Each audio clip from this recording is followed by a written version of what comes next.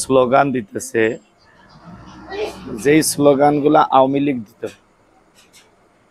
কিন্তু কিছু স্লোগান আওয়ামী লীগ দিত না।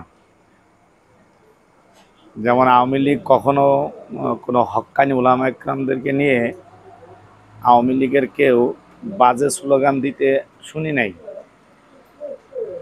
কিন্তু এখন দেখা যাচ্ছে যে ছেলেরা বাজে স্লোগান দিচ্ছে। শুধু বাজে স্লোগান দিচ্ছে না, হত্যার জন্য হুমকি দিচ্ছে। পীর সাহেব চরমনার নায়েবে আমিরকে যেখানে পাবে সেখানকেই প্রতিরোধ করবে বা তাকে শায়েস্তা করবে, এই মর্মে বক্তব্য দিতেছে। আমরা যদি এটাকে একটু বিশ্লেষণ করি তাহলে আমরা লক্ষ্য করে দেখি যে পীর সাহেব চরমনায় কিন্তু বিএমপির কেন্দ্রীয় অফিসে যেয়ে কোথাও কোনো মুসলেকা দিয়ে আসে নাই, কোথাও কোনো জায়গায় সই দেয় নাই। শরীয়ত বিরোধী কোনো কথা বলবে না, কোরআন হাদিস বিরুদ্ধে কোনো কথা বলবে না, এই মর্মে বিএমপির ফখরুল সাহেব উনি কিন্তু অলরেডি ইসলামী আন্দোলনের কেন্দ্রীয় অফিসে গেছে এবং সেখানে আপনারা দেখছেন অফিসে সাংবাদিকদের সাথে কথা বলছে এবং কয়েকটা বিষয়ের উপরে লিখিত দস্তখত করে আসছে। এরপরও একই অবস্থা শুরু করছে। আসলে কি বলা যাবে? এগুলা নিয়ে বিশ্লেষণ কথাবার্তা বলতে গেলে মুরব্বীরা হয়তো রাগান্বিত হবে, না হয় কোনো বড় ধরনের রাজনীতির গায়ে লাগবে। আমি ওই দিকে যাই না। যখন পীর সাহেব চরমনার কাছে চরমনা গেলেন, অফিসে গেলেন, তাদেরকে বিভিন্ন রকম প্রস্তাবনা করলেন, তখন পীর সাহেব চরমনা এত খারাপ হয় নাই, উনি ভালো ছিলেন। শুধু তাই নয়, আজকে যেই নায়েবে আমির সম্পর্কে স্লোগান দিতেছে, যেই নায়েবে আমির সম্পর্কে বলল যে যেখানে পাওয়া সেখানেই তাকে প্রতিরোধ করবে বা তাকে হত্যা করার একটা যে হুমকি, প্রতিরোধ করার হুমকি দিল, যেই ছেলেটা দিয়েছে ভালো কথা, তার যতটুকু বুঝ। আমি জিজ্ঞেস করতে চাই, খালেদা জিয়ার যখন বিনা চিকিৎসায় এদেশে যখন চিকিৎসার জন্যই কোনো দাবি করে তাকে চিকিৎসা করাতে পারে নাই, বাংলার জমিনের ভিতরে কিন্তু ঢাকার মতো জায়গায় একটিমাত্র নেতা ওই দিন বক্তব্য দিয়েছে যে খালেদার যে চিকিৎসার ব্যাপারে তার সুচিকিৎসা করার প্রস্তুতি নেওয়ার জন্য জোরালো ভূমিকা রেখেছে, সেটা কিন্তু নায়েবে আমির, আমাদের ইসলামী আন্দোলন নায়েবে আমির, যাকে আজকে এই ছাত্র দলের কিছু চামচারা প্রতিরোধ করতে যাচ্ছে। অথচ এরা কিন্তু ওই দিন মাঠে ছিল না। ওই দিন কিন্তু বিএনপির পক্ষ নিয়ে, খালেদা জিয়ার পক্ষ নিয়ে সেই জোরালো ভূমিকা রেখেছিল, সেই বজ্রকণ্ঠে আওয়াজ তুলেছিল খালেদার চিকিৎসার জন্য। আজ কোথায় গেল সেই সব কাহিনী? আজ তারা যারা মাঠে ময়দানে হেরিকেন্দ্রে খুঁজে পাওয়া যায় নাই, তারা আজকে এসে এই ধরনের কথাবার্তা বলতেছে। আসলে এটা কোনো বিশ্লেষণ না, কোনো কিছু না। হক যখন বাতি জ্বলবে, বাতিল তখন আঘাত করবে।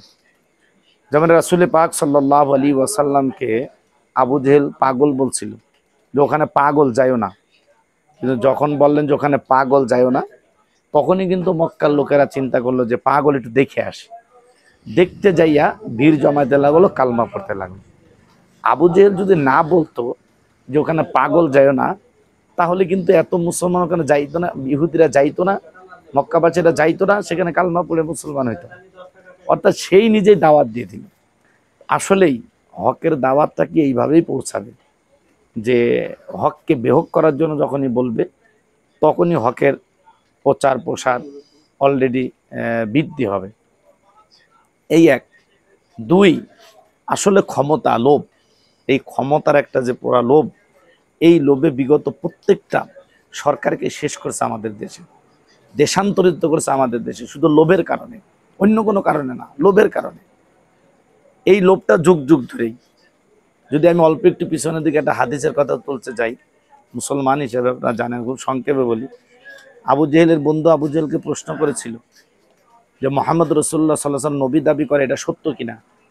আল্লাহ পাক রব্বুল আলামিনের পক্ষ থেকে যে কালাম নাজিল হয়, কালাম সত্য কিনা? আবু জেহেল গভীর রাত্রে তার বন্ধুকে বলেছিল, হ্যাঁ এটা সত্য। বলে তুমি বিশ্বাস করো? বলে হ্যাঁ বিশ্বাস করি। আব্দুল্লাহর বেটা মুহাম্মদ সাল্লাল্লাহু আলাইহি সাল্লাম শেষ নবী, এটা আমি বিশ্বাস করি। আব্দুল্লাহর বেটা মুহাম্মদ সাল্লাল্লাহু আলাইহি সাল্লামের যে কালাম নাজিল হয় এটা আল্লাহর কিতাব, এটা আমি বিশ্বাস করি। তখন তার বন্ধু বলছিল, দোস্ত তাহলে তুমি না মানো না কেন?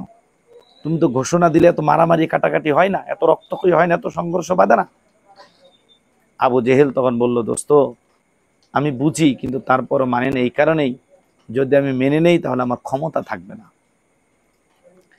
আমি যদি এটা মেনে নেই, লোকের ঘোষণা দিলাম, ক্ষমতা থাকবে না। এই ক্ষমতাকে টিকে রাখার জন্য আবু জেহেল সত্যটাকেও প্রকাশ করে নাই। আজকে যারা আলেম ওলামাদেরকে গালি দিতেছে, আজকে যারা আলেম ওলামাদেরকে মারার জন্য পরিকল্পনা করতেছে, আজকে বাংলাদেশের জন্য ওপেনে হাজার হাজার মানুষের সামনে যারা বলতেছে তাদেরকে আঘাত করার জন্য, এটা তারা একমাত্র ক্ষমতার জন্য বলতেছে। যে তারা ভাবতেছে যে তাদের ক্ষমতা হাতছাড়া হয়ে যাবে। একই অবস্থা ভাবছিল আমাদের 17 বছরের ফ্যাসিস্ট সরকার শেখ হাসিনা, তার ক্ষমতা ছাড়তে চায় নাই। এর আগে ভাবছিল জাতীয় পার্টির চেয়ারম্যান এরশাদ ক্ষমতা ছাড়তে চায় নাই।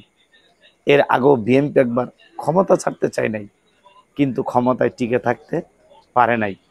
তাই বিগত দিন থেকে আমাদেরকে শিক্ষা নিয়ে সেই মাফিক আমাদের চলা, আমাদের কথা বলা উচিত। এখানে কোনো শত্রুতা নেই। রাজনীতির মঞ্চ, একজনের মতাদর্শ এক এক রকম থাকতেই পারে, মত থাকতেই পারে। মত থাকা এক জিনিস, আর কাউরে কটূক্তি করে, কাউরে বিভ্রান্তি করে এক জিনিস। এখন বলতে পারবে অনেকেই যে তাহলে ওনারা বলে কেন? ওনারা তো বিএনপিকে বলে না, ওনারা বলে চাঁদাবাজদেরকে। চাঁদাবাজ লালন পালন যারা করে তাদেরকে। যদি বিএনপি চাঁদাবাজি করে তাহলে বিএনপির গায়ে যাবে, যদি বিএনপি চাঁদাবাজদেরকে লালন পালন করে তাহলে বিএনপির গায়ে যাবে, নেতাদের গায়ে যাবে। যেই নেতা লালন পালন চাঁদাবাজদের করবে না, যেই নেতা চাঁদা খাবে না, তার নামে তার গায়ে জ্বলবে কেন? তার গায়ে কেন জ্বলবে?